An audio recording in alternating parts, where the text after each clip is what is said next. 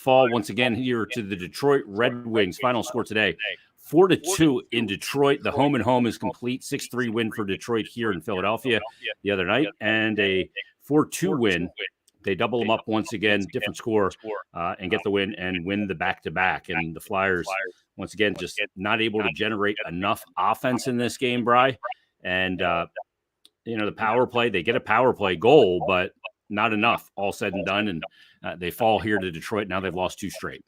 They get a power play goal. They get a couple of power play opportunities and really a good look on both of them. But, the difference right now to me between the Flyers and the Red Wings is that, when the Red Wings need to, do something defensively to shut a team down, they're able to do it. Flyers right now don't have that capability. And it's, a difference in this game. You can look at a few things, but, Ivan Provorov is turning to go up the ice. He's not even looking at Franz Nielsen. And unfortunately, his skate goes about 6 inches too far and clips Nielsen, and the Flyers, end up paying for it on the power play. They can't get themselves out of that situation. So, right now, I mean, I can't remember if it was Timmy or Coatsy that said it, but you look at the third period in each of these last 2 games, Detroit holds the Flyers to 5 shots the other night, 6 tonight, both in cases where they're protecting a third period lead. So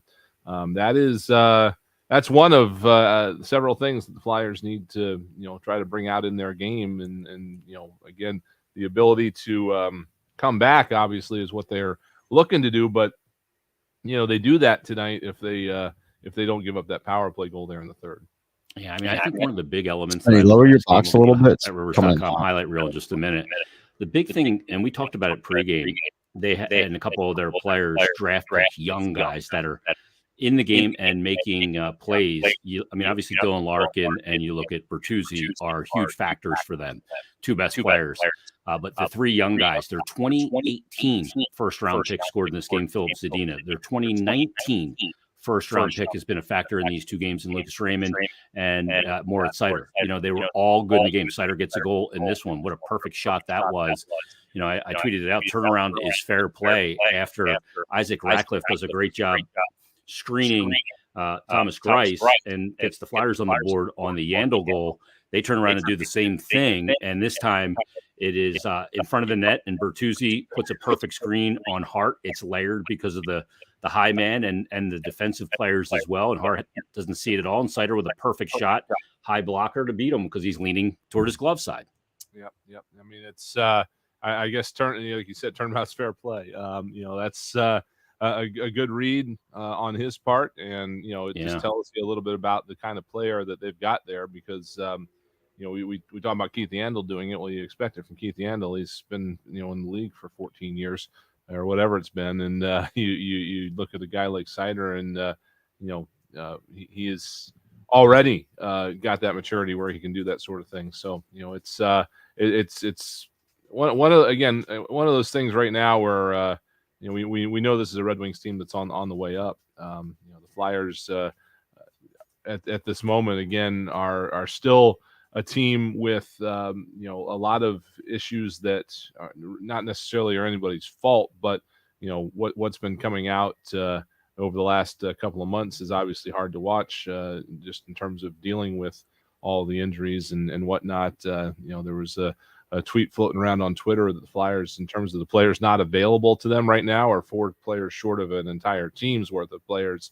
an entire starting lineup not available to them. So, it's just a matter of putting the head down and trying to keep things going. They did look better tonight than they did the other night, and that's almost all they can do at this point. Yeah, and I mean that's one of the things I think we want to see going forward. Cam York was playing for the Phantoms last night and was not recalled from after the All-Star break. Isaac Ratcliffe was recalled and played a part in that Flyer goal and got his first goal of the season the other night. And then you look at Morgan Frost, who was out with illness last night, but also was not recalled. And when you see those 3 players, when you see Raymond, you see Seider, and you see, Philip Zadina out there and kind of making their way, I think that Flyer fans want to see that out of young players for the Flyers. This is 3 first-round draft picks, 2 number 6 overall picks, and 1 number 4 overall pick. That I imagine the fan base, they understand that they're in a retool, recoil, rebuild, whatever you want to call it in Detroit. But they're seeing these young players get out there, play some games, play well, and contribute. And, Detroit's in a little bit different situation from the Flyers in the sense that they're a little ahead of where the Flyers are in rebuilding, because the Flyers were a playoff team 2 years ago. Detroit was not, as you mentioned earlier in the broadcast. And then you couple that, Bri, with the fact that Detroit now is within 5 points of Boston. And Boston's got injuries, and Boston has got a 6-game sus for Brad Marchand. So and maybe they feel like they can get back into it. And maybe the top 8 teams in the Eastern Conference aren't the top 8 fait accompli. Yeah, that was the thing when we were looking at it. I forget when it was. It was before the All-Star break, where we were talking about what a big gap had developed between 8 and 9 in the East. And, the one thing about that was there was a lot of runway left at that point. I mean, there was, some of these teams that haven't played all their games because of COVID postponements still had more than half the season left. Mm-hmm. And now, you're looking at what's going on in Boston, and we were thinking, well, what if the wheels fall off the Bruins? Who's going to be able to jump in and get them? And Detroit is trying to position themselves in that situation. To your point about using the picks that are in their lineup. I think Chuck Fletcher touched on that a little bit yesterday in his press conference. He was kind of asked about Cam York, Morgan Frost, those guys, and I know specifically with York, it was kind of a situation of once he saw that York was down on the third pair, only getting 15, 16 minutes a game, that kind of led him to think, well, okay, let's put him in a situation where he's playing 22 to 24 minutes a game, down in the American Hockey League, where he'll get reps on the power play, he'll get reps on the penalty kill. He'll be used in all situations there. And that's the fine line you balance when you're trying to figure out how to develop guys. You don't want to, on the forward side of things, you don't necessarily want to bring a top 6 forward up and put him on the fourth line and have him play 7 minutes a game. It's not going to really help him all that much. Yeah, in a checking role too. He's got to play with skilled players. Yeah. So you're correct, and there is too, not to be lost on it, is that there is still I think a pretty significant difference in talent level between a 6th overall pick and a 14, 15 guy, which is where most of the picks the Flyers have had in the past few years are. So, it's it is what it is at this point. But again, you just hope that whatever is wrong with Cam York and Morgan Frost is not.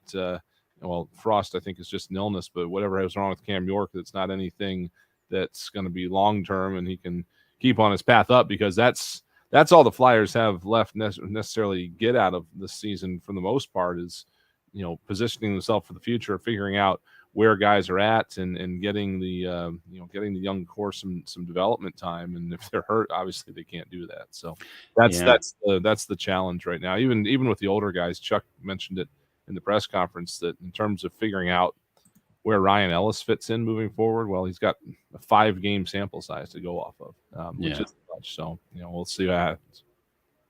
Yeah, you look at it and you go, okay, in those 5 games, 4 of those 5 games he alluded to, they looked really good, but it's 5 games, Right. And I think that's one of the reasons why they're holding out hope to get Ellis back for a stretch this season, just a 20-game stretch, to look at it with Ivan Provorov and see what you have, so you can go into the offseason with even more knowledge.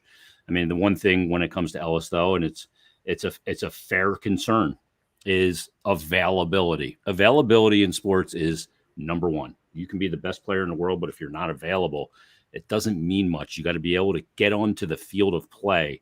And 3 of the last 4 seasons for Ryan Ellis, he's missed about a minimum of 20 games. And you go, okay, that's acceptable as long as he's there at the end of the year and he can be available for the playoffs and be a big factor. But you look at the situation and not being available this entire year, it's going to be one of the big question marks heading into next year.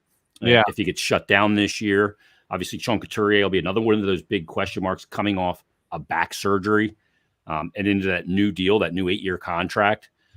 So there's a lot of elements here, none of which is to mention that Claude Giroux's in the final year of his contract, and he'll likely be dealt at the deadline, and it'll be a season and moving forward without Claude Giroux, presumably.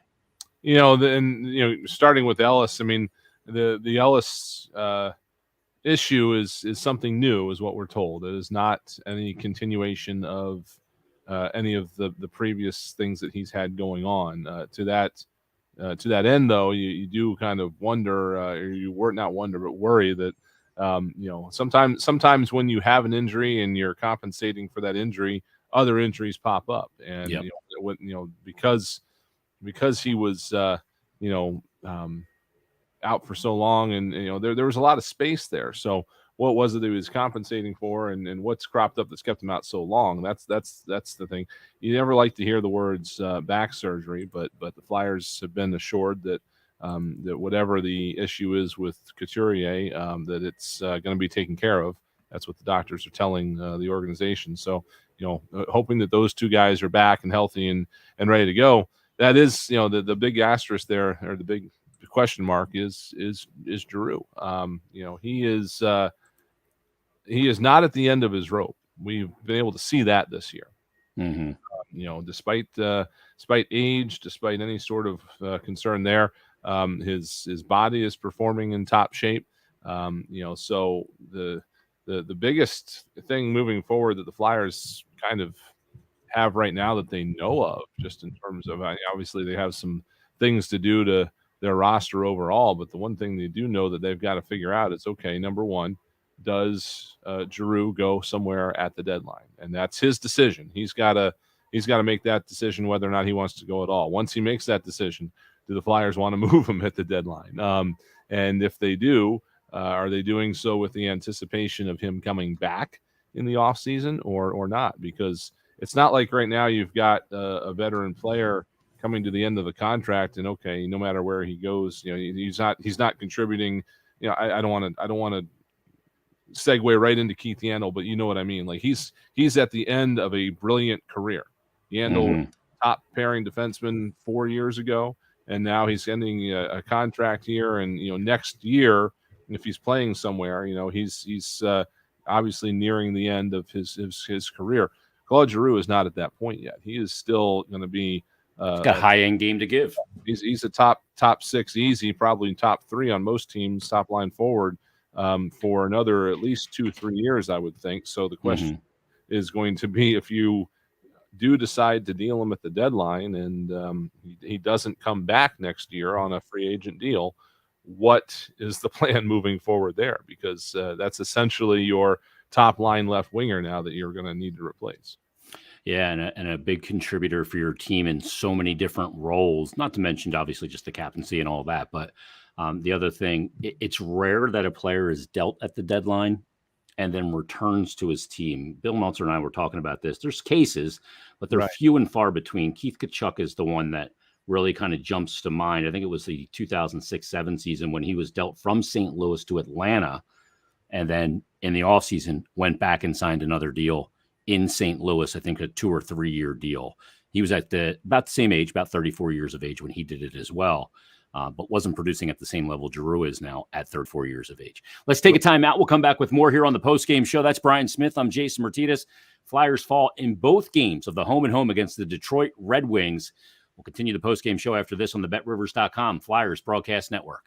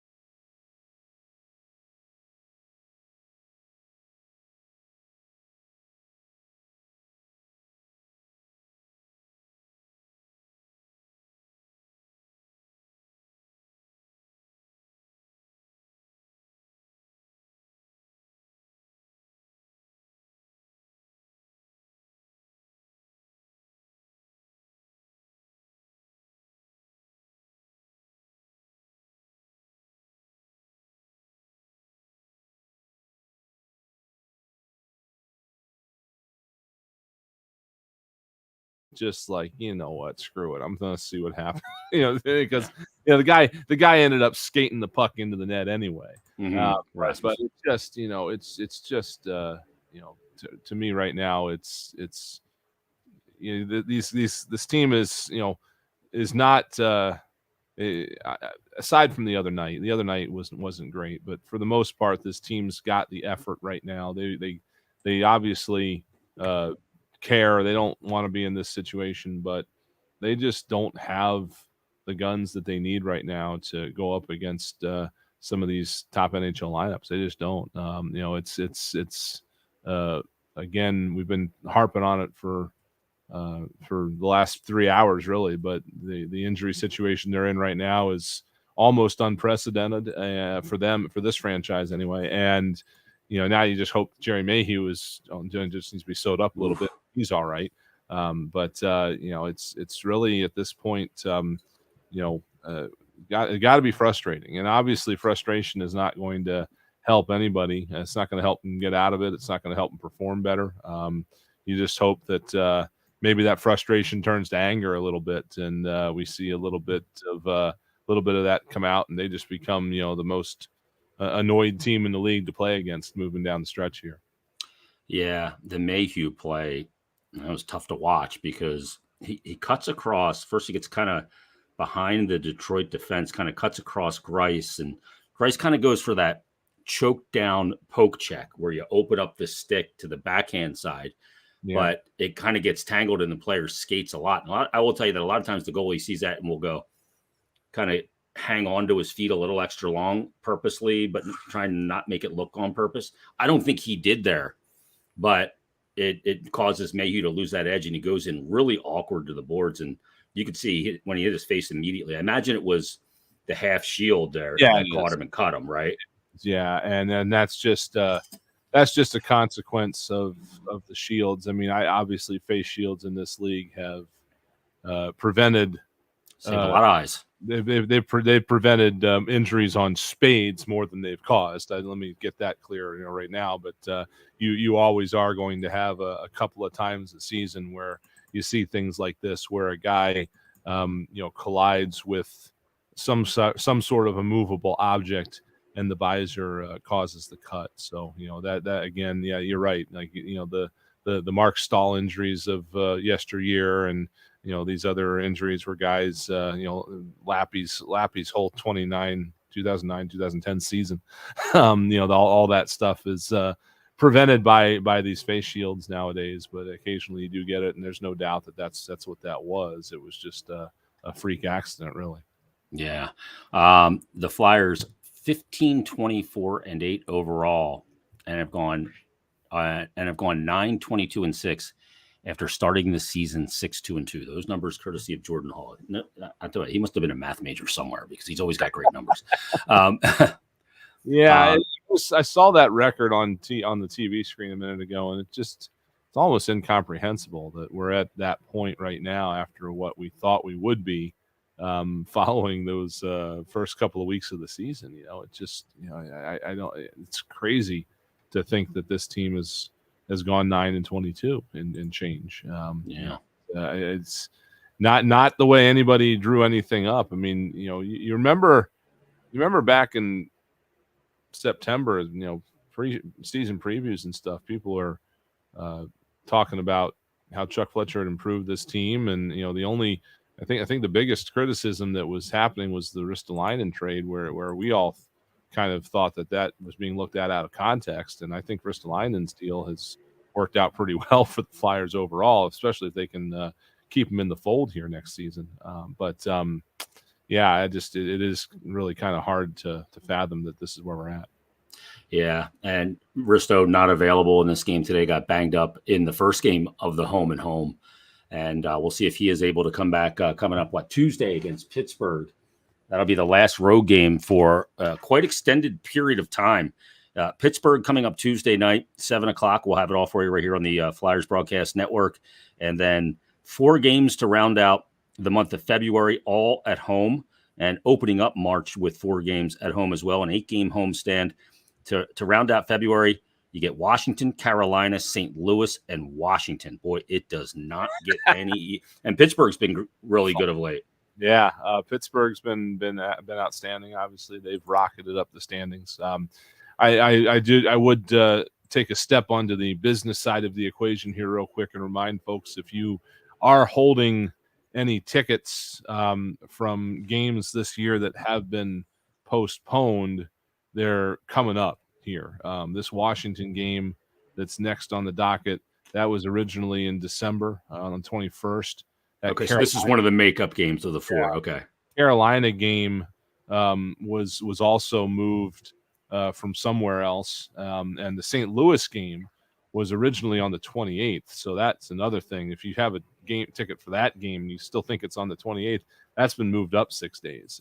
So yeah, this is a kind of a weird time in the schedule here from a ticket holder standpoint. So just make sure you're paying attention. If you had your tickets digitally, which I believe 90% of people do right now, it should have updated automatically and should be telling you. Just take a little bit of a closer look there. But yeah, I was going to ask that. Do people still have paper tickets, Bri, where they got the date printed on it and a picture of Pelle Eklund? There's the only group I know of that still has that is our off-ice officials because of the way they're distributed. But no, I think a lot of that has gone the way of the dodo a little bit, which which is good and bad. But our charities department comes up with commemorative tickets for key. Yeah. Key. I don't think Pat Egan approves, but for key games you can still get those. But yeah, it's not a fun schedule coming up. Obviously, with the next 5 games being what they are in February, and then coming out of February going into March. You got an Edmonton Oilers team that just made a coaching change, and I think they have a really good change here with Jay Woodcroft coming in from their AHL affiliate in Bakersfield. That's a team that's certainly underachieving, and I think he might be a dark horse to turn it around. The Minnesota Wild are lights out this year. And then the only thing you've got coming up at the end of that homestand is Chicago and Vegas. Should be pretty even games for the Flyers. But it's moving forward here. It's got to put your nose to the grindstone, and fans want to see the effort. I think, and if they get the effort, that's to some extent all this group can do right now is just make sure the effort is there and hope the rest of it takes care of itself.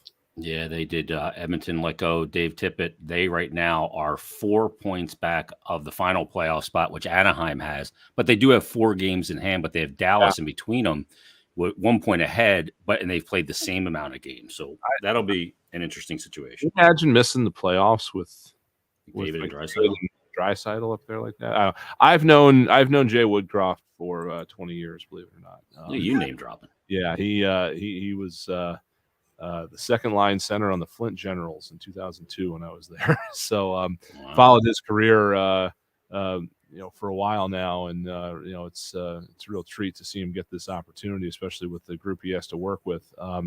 I know you wanted to talk about this earlier. I don't want to lose track of it, but we were talking about Detroit is rocketing up the ladder here a little bit, and the Boston Bruins. There's some signs of trouble in Beantown, and Brad Marchand with this 6-game suspension that he's now going to appeal. He says it was stupid, but it shouldn't be suspendable. Yeah, because his argument is that the goalie was well protected and there was no risk of injury. When you hit a guy in the side of the head when he's unsuspecting, that's always, to me, way out of line. He said, was it stupid? Of course it was stupid. I'm not denying that. I absolutely should not have done it. But these plays were not going to injure Jari. No potential injury on that play. He was very well protected. The fact that it's 6 games is based on history, not on the play. And yeah, part of it is history because you run around like an idiot too often. So that goes into the equation. And that's why it cost him a lot more money as well because of past indiscretions and suspensions and stuff.